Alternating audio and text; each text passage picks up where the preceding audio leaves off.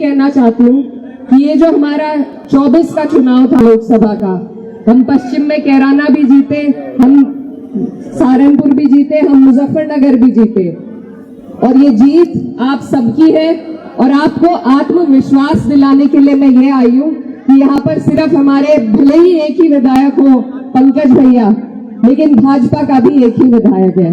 बाकी जितने विधायक हैं वो समाजवादी की वजह से बने हुए हैं। तो ये पूरा जिला हम जीत सकते हैं, ये पूरा का पूरा जिला हम जीत सकते हैं और हम जीतेंगे।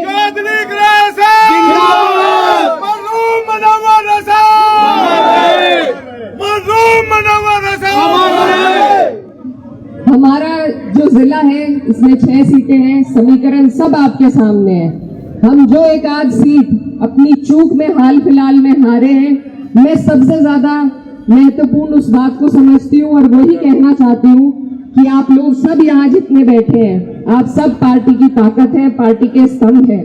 लेकिन अगर हम अपनी खींचातानी में दूसरों को मौका दे रहे हैं, दूसरों को जगह दे रहे हैं, तो ये हमारी बहुत बड़ी भूल है, गलती है। जब सरकार बनेगी, जब माननीय राष्ट्रीय अध्यक्ष जी मुख्यमंत्री बनेंगे, तो एक एक व्यक्ति उनकी सरकार आपने हमने देखी है, महसूस किया है क्या ताकत होती है उस सरकार में। तो उनका एक एक व्यक्ति, एक एक कार्यकर्ता मुख्यमंत्री बना रहता है, इसलिए आपस में झगड़ने की कोई बात है ही नहीं।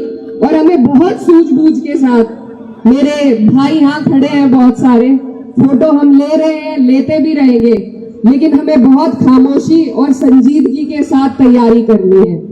यहाँ जितने भी लोग मौजूद हैं, ये कोई एक एक व्यक्ति नहीं है, इनके एक एक के पास मुझे मालूम है पूरी की पूरी विधानसभा को प्रभावित करने के वोट यहाँ पर एक एक आदमी लिए बैठा है। तो आप लोग अपनी ताकत को समझिए, मेहनत करिए, और मुझे पूरी उम्मीद है कि आप और हम लगकर जब एक एक सीट पर मेहनत करेंगे तो हम अपना 27 का लक्ष्य जरूर पूरा कर पाएंगे। लेकिन उसमें हमें सोच बड़ी रखनी है, दिल बड़ा रखना है कि मेरी सीट में जीत लूं, अगली कोई हार जाए, ऐसे काम नहीं चलेगा। ये 2 बार से इसी वजह से हम हार रहे हैं। पिछली बार के अगर हम आंकड़े उठाकर देखेंगे तो बहुत कम वोट, कई कई सीटों पे 100, 150, 350 वोटों से हम हारे हैं। तो हम जितने लोग यहाँ मौजूद हैं, सभी को ये कोशिश, ये मेहनत करनी होगी कि हम अपने लोगों को संगठित करें। टिकट चाहे किसी का भी हो, चुनाव चाहे कोई भी लड़े, आपका हमारा लक्ष्य होना चाहिए सरकार बनाना। क्योंकि अगर इन्हीं बेईमानों की सरकार रही तो आप और हम इसी तरीके से परेशान रहेंगे। हमारे जीने में, हमारे आगे बढ़ने में कोई सुधार नहीं आ पाएगा। तो हमें समझदारी करनी होगी, और सिर्फ सड़कों पर उतरकर समझदारी नहीं होती, एक एक वोट को जोड़ के, एक एक आदमी को मनाकर, तब जाकर हम सरकार तक पहुंच पाएंगे। तो आज संविधान मान स्तंभ दिवस के दिन मैं आप सबसे ये वादा लेना चाहती हूँ कि आने वाली 27 में पूरे के पूरे जिला मुजफ्फरनगर हम जीतेंगे या नहीं जीतेंगे? आप सब मेहनत करेंगे, क्योंकि जब हम एक एक सीट को जीत कर अपने राष्ट्रीय अध्यक्ष जी को देंगे तो हमारा रास्ता बहुत आसान हो जाएगा। और मैं अपने सभी भाइयों को, बड़े बुजुर्गों को, मेरे जो एडीएम प्रकरण में मेरे साथ खड़े हैं, आप सबका धन्यवाद देना चाहती हूँ। और ये मेरी बेइज्जती नहीं है, मैं इतनी बड़ी नहीं हूँ, मैं आप सबकी बहन हूँ, बेटी हूँ, लेकिन ये उस पद की, उस सदन की बेइज्जती है जहाँ पर आपने मुझे भेजा है। और हम ये लड़ाई लड़ेंगे, पूरी हद तक लड़ेंगे, आखिर तक लड़ेंगे। जो रास्ता नियम कानून से है उससे हम ये लड़ाई लड़ेंगे, बिल्कुल पीछे नहीं हटेंगे। आप सबने इसमें मेरा साथ दिया, मेरा हौसला बढ़ाया, मैं उसके लिए आप सभी का धन्यवाद करना चाहती हूँ। और अपने